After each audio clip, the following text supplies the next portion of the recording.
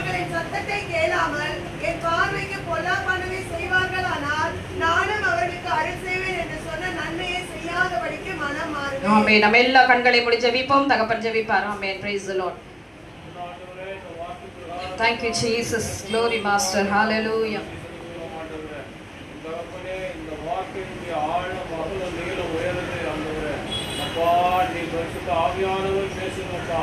அந்த பிள்ளைகள் தம்முடைய இருதயமாகிய பலகையில் எழுதி கொள்ளவும் பரிசுத்த ஆவியானவர் உடைய Praise the Lord Jesus. Hallelujah.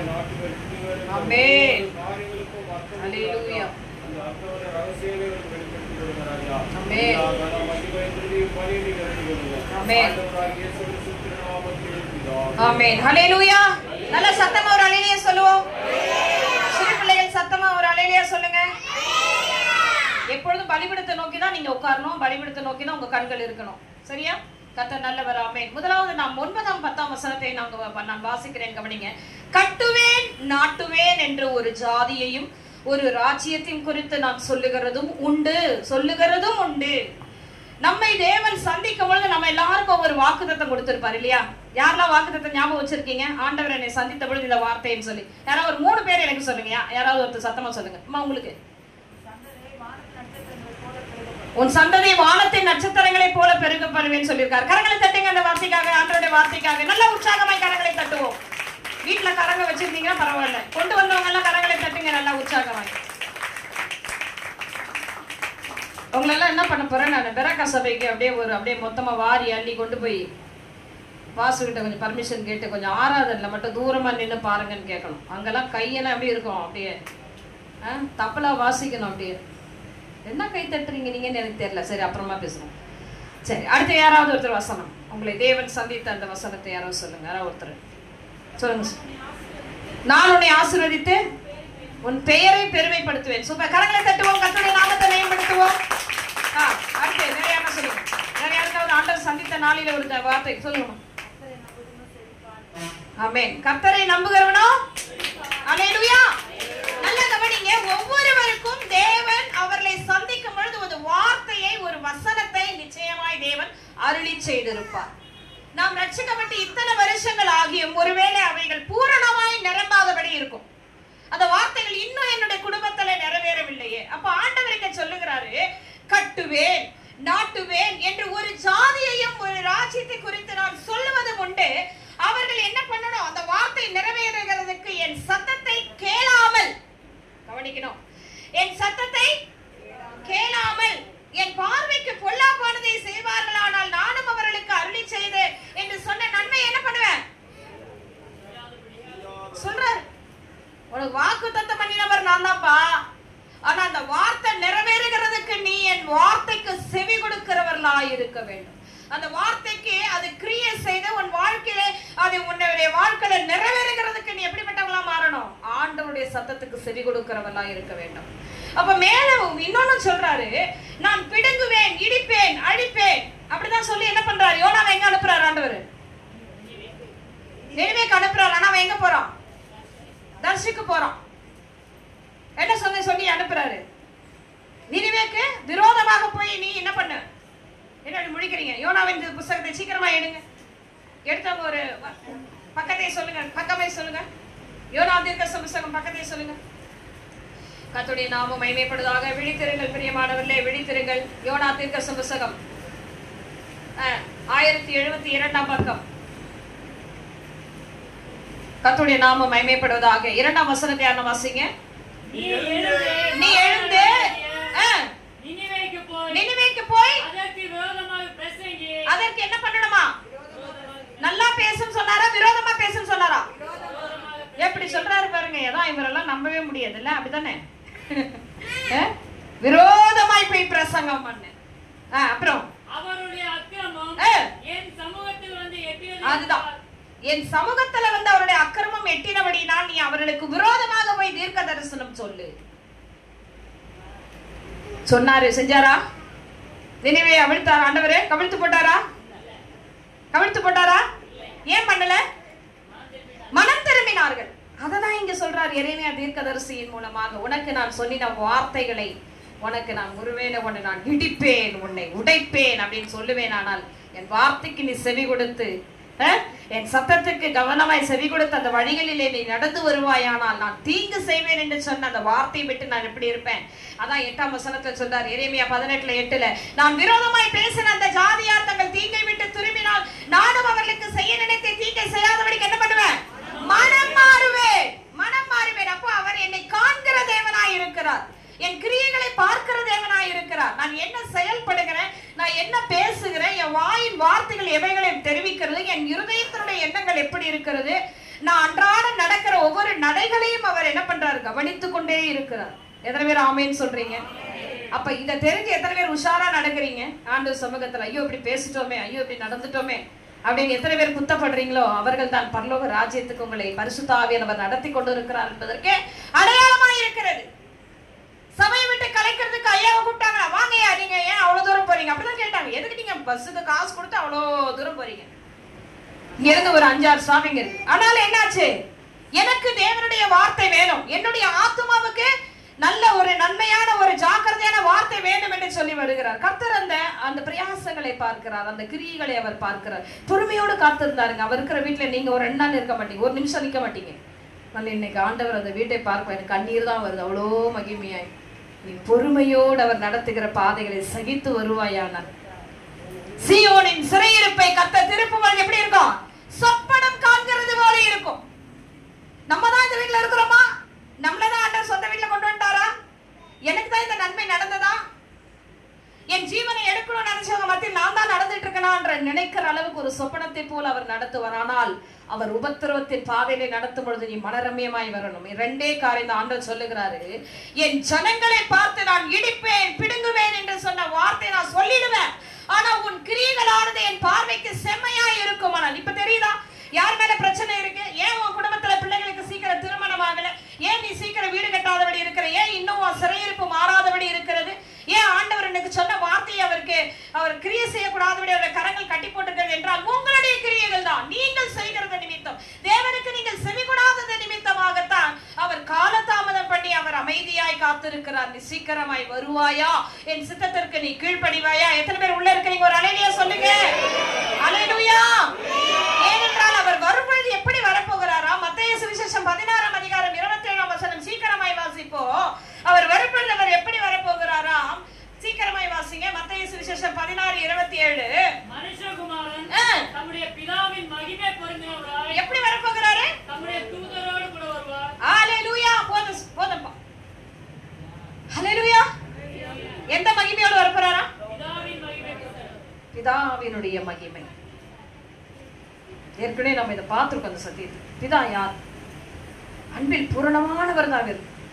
சங்கீதம் 18 நீங்க எடுத்து வாசிங்கன்னா அவருடைய உண்மையான முகரூபத்தை பார்க்கலாம். இந்த பிதா யார் என்று 25ஆம் வசனம் 26ஆம் வசனத்தை வாசிங்க. சங்கீதம் 18 25 26. பிதாவாகிய தேவன் யார் தெரியுமா? பிதாவாகிய தேவன் யார் தெரியுமா? தயவுள்ளவனுக்கு அவர் தயவுள்ளவராகவோ, உத்தமனுக்கு அவர் உத்தமராகவோ, புனிதனுக்கு அவர் புனிதராகவோ, மாறுபாடுள்ளவனுக்கு நீர் மாறுபாடவராகவும் தோன்றுவீர். அல்லேலூயா. எப்படிப்பட்ட தேவன் அவர்? நீ நல்லா இருந்தேன்னா நானும் நல்லவனா இருப்பேன். ஆனா நம்ம இயேசு அப்படி கிடையாதுங்க. தப்பு பண்ணிட்டியா என் செல்லமே, வா உனக்கா ரத்தம் சிந்திருக்க, வா இப்ப கூட விட்டுட்டு வந்துரு, இந்த நிமிஷத்துல கூட நீ மாறிடு வா அப்படின்னு சொல்லி நம்ம அழைக்கிறது தான் இயேசு கிறிஸ்து. ஆனா பிதாவின் முகம் அப்படி கிடையாதுங்க. பிதாவுடைய முகம் வேற முகம். அந்த முகத்தோடு அவர் இயேசு வரப்போகிறார். அல்லேலூயா. அல்லேலூயா. இந்த இயேசுவின் நாமத்தை சொல்லிதான் தப்பிச்சு ஓடிட்டு இருக்கிறோம். அதனால இந்த பாட்டு எனக்கு ரொம்ப பிடிக்கும். இன்னும் ஒரு முறை மன்னிக்க வேண்டும் தேவா என்று பல முறை வந்து விட்டு இயேசுராசா. எப்படி அவர்கிட்ட போறோம்? இந்த ஒரு முறை ஆண்டவர். அவங்களுக்கு கோபம் வந்தா திட்டிட்டேன், மன்னிச்சிருங்க ஆண்டவர். அவங்களை பேசிட்டேன், என்ன மன்னிச்சிருங்க ஆண்டவர். ஆனால் பிதாவாயினுடைய முகத்தோடு அவர் வரும் பொழுது அவர் என்ன பண்ணுவார்? அவரை நீ நல்லவனாய் இருந்திருப்பாயானால், உன் கிரியைகளிலே நீ உண்மையுள்ளவனாய் இருந்திருப்பாயானால் அந்த பிதாவாகிய தேவன் அவர் எப்படி இருப்பார்? நீதி உள்ள தேவன். அதுதான் இங்க சொல்றார், தயவுள்ளவனுக்கு அவர் தயவுள்ளவராகும், மாறுபாடுள்ளவனுக்கு அவர் மாறுபாடுவராகும். தேவரீர் எப்படி இருக்கிறார்? பயங்கரமாய் அவர் கிரியை செய்கிற அந்த பிதாவின் மகிமையோடு யார் வராரு? குமாரனாகி இயேசு கிறிஸ்து வரப்போகிறாருங்க. இயேசு எத்தனை பேருக்கு தெரியும்? ரொம்ப அழகா சொல்றீங்க. அல்லேலூயா. பார்க்கும்போதே எனக்கு அப்படியே அப்படியே பரிசுத்த ஆவி அப்படியே கட்டவிழ்க்கப்பட்டு நானே இங்க குதிக்கலாமான் இருக்கேன். அல்லேலூயா. மூச்சிங்கெல்லாம் சாப்பிட்டு கிளம்பி போயிடும். ஞாயிற்றுக்கிழமை வேற ஆலயத்துல உயிரோடு உட்காருங்க. எத்தனை பேர் செத்து போன பணமா இருக்கிறீங்க? 6 நாளெல்லாம் உங்களுக்கு உயிர் இருக்குதுல்ல. பலவீனமா இருந்தா கூட உடம்பே முடியலனா கூட சமையல் அறையில போய் நிற்பாங்க. எப்படியாவது இந்த பலனை கொடுத்து சமைக்கணும். உன் எஜமானனு உலகத்துக்குரிய எஜமானனுக்கும் உன் ரத்த கலப்போடு உன் குடும்பத்துக்கு நீ கொடுக்கிற பலனை ஓய்வு நாளிலே அவருக்கு நீ செலுத்து. உன் தேவனாகிய கர்த்தரிடத்திலே உன் முழு இருதயத்தோடு உன் முழு ஆத்மாவோடு முழு பலத்தோடு அன்பு கூறுவாயாக. சத்தம் ஒரு அலையிலே சொல்லுங்க பாருங்க. இதுதான் ஆண்டவர் எதிர்பார்க்கிறார். ஆமென். அந்த பிதாவின் மகிமை பொருந்தினாராய் வரும் பொழுது இயேசு கிறிஸ்து அமைதலாய், மாமா தப்பு பண்ணிட்டியா, போ அடுத்த தடவை உனக்கு ட்ரெயின் கொடுக்குறேன்னு சொல்ல மாட்டார். அந்த முகமே வேற முகமாய் வரும். அதனாலதான் உன் கிரியைகளிலே நீ ஜாக்கிரதை உள்ளவளாய் இரு. இதுதான் வெளிப்படுத்தல் விசேஷம் 22 11 வசனத்துல அவர் சொல்லிட்டார். அசுத்தமாய் இருக்கிறவன் என்ன பண்ணு, உங்ககிட்ட போராடவே முடியல, நீ அவ்வளவுதான் கல்யாணம் பண்ணிப்பியா, போ போ. ஒரு நாள் கூட நீ நிம்மதியா இருக்க மாட்டே. நிறைய பேர் வசனத்தை வச்சு கேட்பாங்க, ஆண்டவரே இந்த வசனத்தின்படிக்கு எனக்கு இந்த வாழ்க்கையை மட்டும் நீங்க கொடுத்துட்டீங்கன்னா இந்த உலகத்துல உங்களுக்காக நான் வாழ்ந்தே தீர்ந்துருவேன். ஆண்டவர் சொல்லுவார், நோ நோ நோ நோ. 10-15 பேரை அனுப்புவாரு திருமணத்தை தடை பண்றதுக்கு. முடியாது. அதுலயும் நீ ஸ்டெபனா இருக்கும்போது ஆண்டவர் சொல்லு, அப்படியா போ, நீ வாழ்கிற நாட்கள் எல்லாம் கண்ணீரோடு உன் உணவை சாப்பிடு. நான் இருப்பேன் கூட, இல்லாமலாம் படி, ஏன்னா உன்னை விட்டுற மாட்டேன், நீ எனக்கு வேணும். உன்னுடைய ஆத்மா எனக்கு ரொம்ப முக்கியம், அதனால உன்னை கைவிட மாட்டேன். ஆனா நீ என்னதான் மாறணும். அப்பா ஆண்டவரே இயேசுவே இந்த வார்த்தையை கேளுங்கடா. என்னமா சொல்ற? நான் சொல்லும்போது உனக்கு காது கேட்கல, எனக்கு காது கேட்கலமா, அனுபவிச்சு வா. எத்தனை பேர் காது கேக்குது? உங்களுக்கு எல்லாம் காது கேக்குதா? அதனால தான் நிறைய பேர் தெரிஞ்சவங்க, ஆண்டவரே உங்க சித்தத்தின்படி என் பிள்ளைக்கு நடக்கட்டும், உங்களுடைய சித்தத்தின்படிக்கு நான் ஒப்பு கொடுக்கிறேன், உங்க தீர்மானத்தின்படி நான் ஒப்பு கொடுக்கிறேன்னு சொன்னா உடம்பு நோவாம அழகா நடத்துவார். இல்லைன்னா உடம்பு நொந்து போயிடும். அசுத்தமாய் இருக்கிறவன் அசுத்தமாய் இருக்கட்டும், அநீதி செய்கிறவன் இன்னும் அநீதி செய்யட்டும், பரிசுத்தம் உள்ளவர்கள் இன்னும் பரிசுத்தமாகட்டும். அவனவனுடைய கிரியைகளுக்கு ஏற்ற பலன் யாரோடு வருது? என்னோடு வருகிறது. அந்த பலன் கொடுக்கும் பொழுது வரும்பொழுது நான் இயேசுவாய் வரமாட்டேன், பிதாவின் மகிமை பொருந்தவராய் வருவேன். அதனால ஜாக்கிரதையுள்ளவர்களாய் பக்கத்துல கைப்பிடிச்சு சொல்லுங்க, அவருடைய வருகை மிக சமீபமாய் இருக்கிறது. மனம் திரும்புங்கள், மனம் திரும்புங்கள். அல்லேலூயா. நான் அங்க போய் சொன்னேன், கூடுவாஞ்சேரியில ஒரு அம்மா வந்து ஜெபம் பண்ணும்போது சொன்னாங்க, தேசமே பயப்படாதே மகிழ்ந்து களிக்கூறு. யோவேல் தீர்க்கதரிசனம் 2ஆம் அதிகாரத்துல 21ஆம் வசனத்துல தேசமே பயப்படாதே மகிழ்ந்து களிக்கூறு அப்படின்னு சொல்லியிருக்காரு ஆண்டவர். எல்லாரும் களிக்கூறுன்னு சொல்லி நான் போய் நின்றேன். நான் சொன்னேன், அதே அதிகாரத்துலதான் எடுத்து வாசிங்க. யோவேல் அதே 2ஆம் அதிகாரத்துல 1ஆம் வசனம் சொல்லப்படுகிறதே, வாசிங்க. எங்க ஊதுனா? சீயோனிலே எக்காலம் ஊதுங்கள், என் பரிசுத்த பர்வதத்திலே எச்சரிப்பின் சத்தம் அனுப்பு. தேசத்தின் குடிகள் எல்லாம் தத்தளிக்க கடவர்கள். என்ன சொன்னீங்க? குடிகள் எல்லாம் தத்தளிக்க கடவர்கள். அங்க சபையில இருந்தவங்களே என்ன பார்த்தாங்க, ஒரு வேற மாதிரி லெவல்ல பார்த்தாங்க. மகிழ்ந்து களி கூறுகிற நாள்லாம் போயிடுச்சுமா. தத்தளிக்க வேண்டிய நாட்களிலே இருக்கிற மனம் திரும்பி உள்ளே வந்துரு. அல்லேலூயா. இதோ வாசற்படியிலே நின்று என்ன பண்றாரு? சத்தத்தை கேட்டவனோடு கூட நான் உட்கார்ந்தேன். சொல்லுங்க, என்ன பண்ணுவேன்? சாப்பிடுவேன், என்னுடைய பிதாவின் நாமத்தை அவனுக்கு அள்ளி செய்வேன் சொல்லியிருக்கார் ஆண்டவர். தேசமே மகிழ்ந்து களி கூறுன்ற வசனம் அல்ல, தேசத்தின் குடிகள் எல்லாம் தத்தளிக்க கடவர்கள். ஏனென்றால் கர்த்தருடைய நாள் வருகிறது, அது சமீபமாய் இருக்கிறது. அடுத்தடுத்த வசனம் வாசிங்க. நீங்க பைபிள மூடி வச்சுட்டு வாசிக்காதீங்க. அது மூடி வச்சு என்ன பண்ணிட்டீங்க? தானமான இதெல்லாம் நமக்கு வேணாம், நம்ம எல்லாம் பயமா இருக்குது. கேட்டா பயமா இருக்கா? பயப்படக்கூடாது. அந்த நாட்களுக்கு உன்னை ஆயத்தப்படுத்தி உன் குமாரனை சந்திக்க நீ ஆயத்தப்படு. உன் தேவனை நீ சந்திக்க, உன்னை ரட்சித்து உன் ஜீவனை மரணத்துக்கு இருந்து உன்னை தப்புவித்த இயேசுவை பார்க்கிறதுக்கு நீ என்ன பண்ணிடணும்? ஆயத்தமாக வேண்டும். கரங்களை தட்டி கர்த்தருடைய நாமத்தை மேம்படுத்த நல்ல உற்சாகமே கரங்களை தட்டி அல்லேலூயா அல்லேலூயா சொல்ற. செப்பனியாவுல 1ஆம் அதிகாரம் சொல்றாரு, ஒரு யாகத்தை ஆயத்தம் பண்ணி இருக்கிற, விருந்தாளிகள் எல்லாம் அழைச்சிருக்கிற. யாகம்னா என்ன சொல்லுங்க? யாகம்னா என்ன சொல்லுங்க? யாகம்னா நமக்கு யார் ஞாபகம் வரும்? ஐயர் உட்காந்துட்டு 4 கல்லு வச்சு நடுவுல என்ன பண்ணுவாரு? நெருப்பு கொளுத்திட்டே இருப்பார். நம்ம ஆள் இருக்காரு பாருங்க, அவரு கொளுத்துனாருன்னா அவ்வளவுதாங்க. அவர் யாகம் நடத்த ஆரம்பிச்சிட்டாருன்னா ஒண்ணுமே பண்ண முடியாது. நீ மனம் திரும்புகிற நேரத்துல இருக்கிற அருமையான தேவனுடைய பிள்ளை அந்த சமூகத்துல ஒப்பு கொடுத்துருவோம். கர்த்தாவே, உங்க சித்தத்தின்படி செய்ய நான் ஒப்பு கொடுக்கிறேன். நீங்க என்னை வழி நடத்துங்க. பரலோக ராஜ்யத்துக்கு என்னை தகுதி உள்ளவளாய் மாற்றும். எத்தனை பேர் ஆமேன்னு சொல்றீங்க? வரும்பொழுது அவர் எப்படி வரப்போறார்? பிதாவின் மகிமை பொருந்தினவராய் வரப்போகிறபடி நான் அந்த இயேசுவை நான் பார்க்க முடியாது. இயேசுவாகி அவரிடத்திலே நான் இரக்கம் பெற்றுக் கொள்ளலாம் சொல்ல முடியாது. இனி நான் பயபக்தி உள்ளவளாக தேவ சமூகத்திலே காத்திருக்க வேண்டும். எத்தனை பேர் ஆமேன்னு சொல்றீங்க? மத்தேயு 24ஆம் அதிகாரத்துல 36ல இருந்து 42 வசனங்களை வரைக்கும் நாம் வாசிப்போமானால் ஆண்டவர் அங்கே வரப்போகிற ஒவ்வொரு காரியங்களையும் திட்டமாய் அறிவித்திருப்பார். மத்தேயு 25ல 1லிருந்து 10 வசனம் 10 கனிகளை ஆயத்தப்படுத்த சொல்லி இருக்கிறார். 5 பேர் தான் இருப்பாங்க. நல்லா தெரிஞ்சு போச்சு. ஒரு சபையில பாதி தான் மேல போகும். ஆனா இல்ல, ஆண்டவர் வாக்கு பண்ணி இருக்கிறார், என்னுடைய திருச்சபையை நான் அப்படியே மனவாட்டி திருச்சபையை அப்படியே எடுத்துக்கொள்வேன். கரங்களை கட்டி கர்த்தருடைய நாமத்தை வைத்து நல்ல உற்சாகமாய் ஆவியிலே நிரம்பி மீட்கப்படும் நாளைக்கு என்று முத்திரையாய் உங்கள் பரிசுத்த ஆவியை தேவன் ஊற்றி இருக்கிறார். சொன்ன கட்டுப்பா போறது. நீ என்ன திட்டுறியா? உன்னை மன்னிச்சிடப்போ விட்டுட்டு போயிட்டே இருங்க. நீயோ என்ன பேசுன, நீயா என்ன திட்டின, வேண்டாம். அப்படியே மன்னிங்க, மனதார மன்னி. அவன் செய்தவைகளை மறந்து ஒரு அலையிலேயே சொல்லுங்க.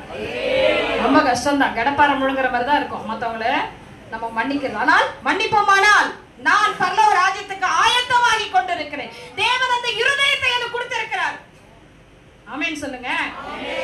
அந்த பிதாவின் மகிமை பொருந்தினவராய் அவர் வரும் பொழுது அவரை நான் பார்த்தப்பா, வந்துட்டீங்களா?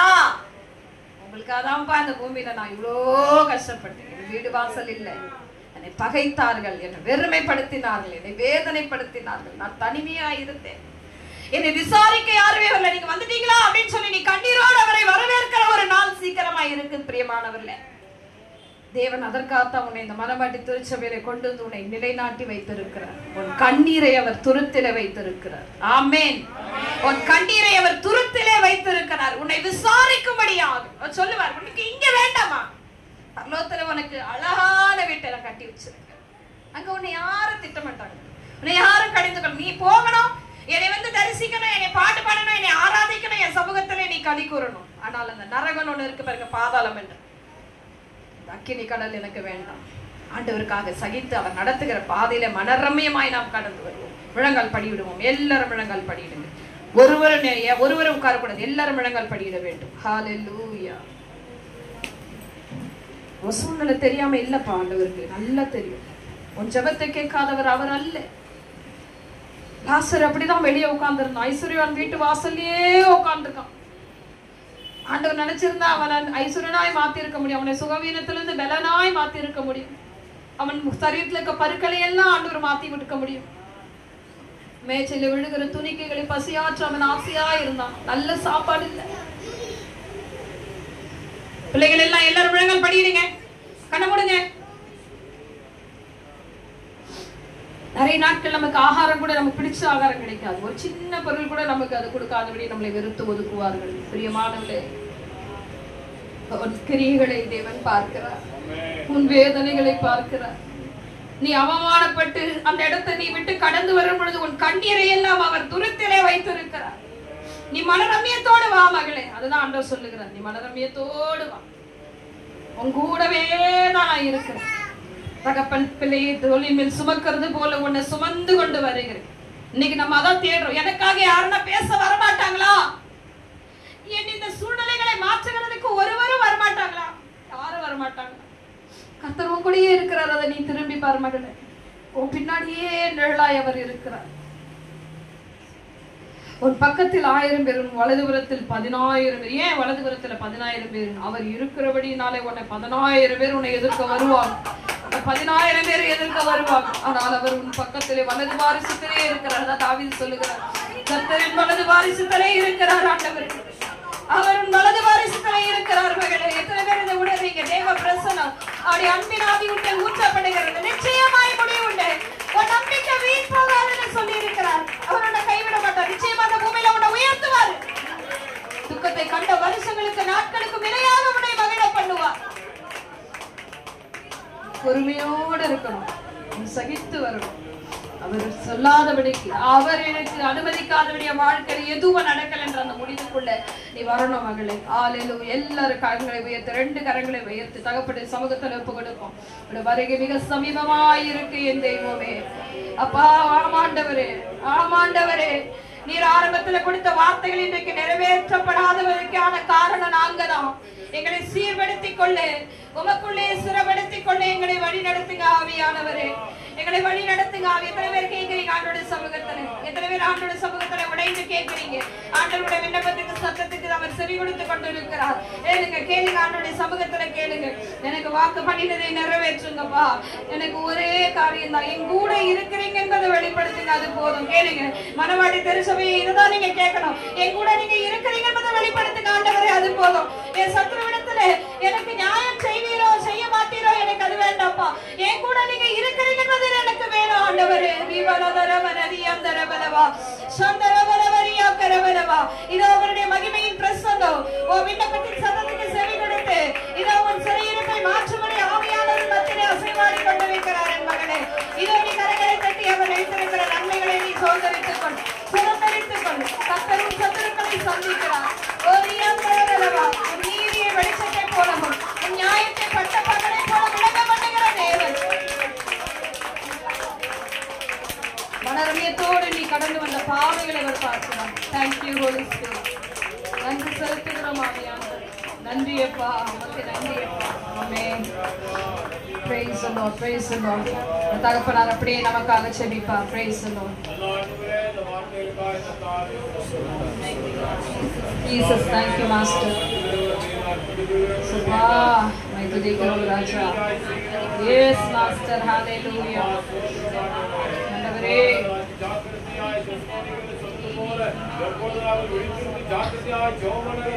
Sodram, sodram, sodram. Sodram. Thank you pa. Nandi raja. Sodram.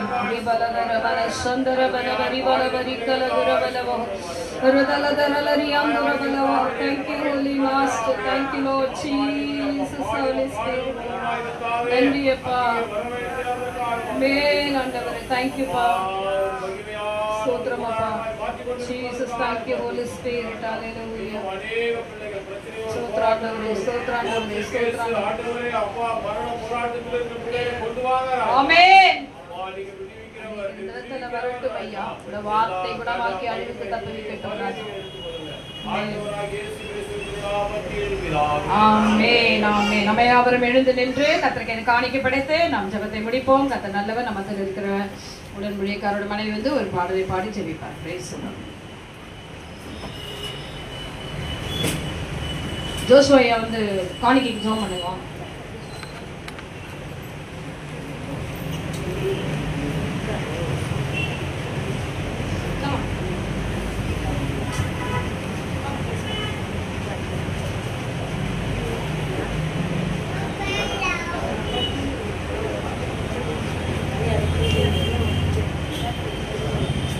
கண்களை மூடுவோம், தலைகளை தாழ்த்துவோம். பரலோக பிதாவே, இந்த ஓய்வு நாளுக்காக நன்றி செலுத்துகிறேன். இந்த பிள்ளைகள் உமக்கென்று காணிக்கை ஆண்டவரை போடுகிறார்களப்பா. இதுக்கேற்ற பிரதிபலன் இந்த பிள்ளைகளோட வாழ்க்கையில் செய்கிறார்கள். ஆவிக்குரிய வாழ்க்கையில் இந்த பிள்ளைகளை மேலே உயர்த்துவீராக. எண்ணியும் மாவும் குறையாதபடி இந்த பிள்ளைகளை ஆசீர்வதிங்க. பெரிய காரியங்களை செய்யுங்கப்பா. இயேசு கிறிஸ்து உயிர்த்த நாமத்தில் பிதாவே.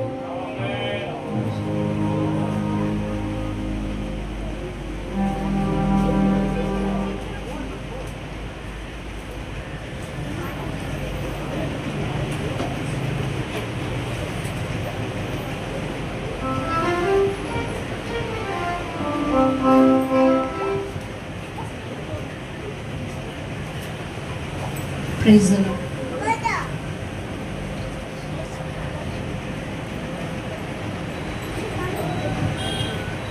நான் பயப்படும் நாட்களில் உம்மை நம்பிடுவேன். என் அச்சத்தின் நேரத்தில் உம்மை சார்ந்து கொள்வேன். நான் பயப்படும் நாட்களில் உம்மை நம்பிடுவேன். என் அச்சத்தின் நேரத்தில் உம்மை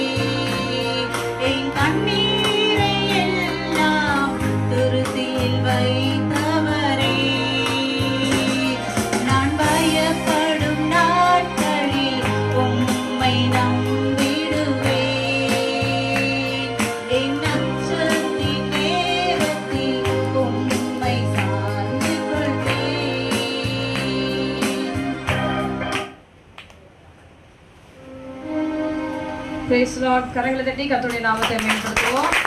நம்ம ஒட்டுக்கா நம்ம ஜெபிக்க போறோம். இன்னைக்கு சாம்கா ஜெபம் பண்ண போறோம். சூப்பரா இருந்தது இன்னைக்கு ஃபர்ஸ்ட் பார்ட்ல இருந்து அருமையா. சாம் வா ஜெபம் பண்ணுவோம். இதோட படிப்புக்காக எதிர்கால வாழ்க்கைக்காக நம்ம எல்லா பிள்ளைக்கு நேராக கரங்களை உயர்த்தி பிரைஸ் எல்லாம் நாம் ஜெபிப்போம். திரும்பி நில்லுமா.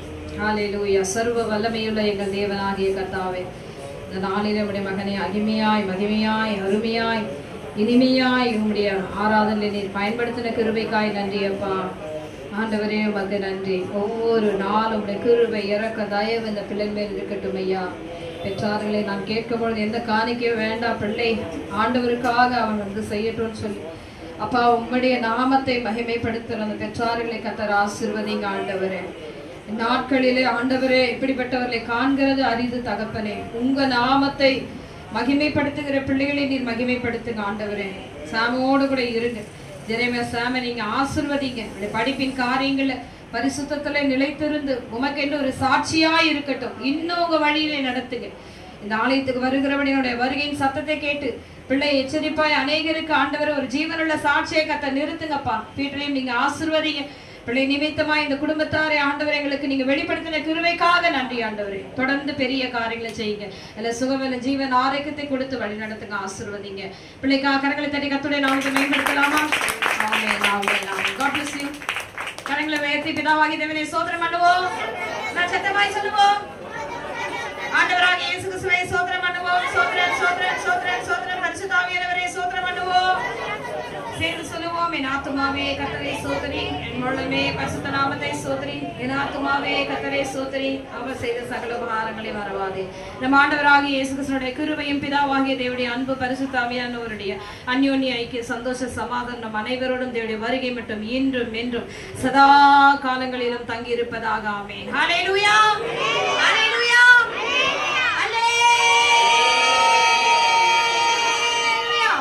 கர்த்தர் ஒவ்வொருவரையும் ஆசீர்வதிப்பாராக. ஒருவருக்கு ஒருவர் வாழ்த்துதலை தெரிவித்துக் கொள்ளுங்கள். பாய் சீக்கிரமா எடுத்துருங்க, நம்ம சாப்பிட போவோம்.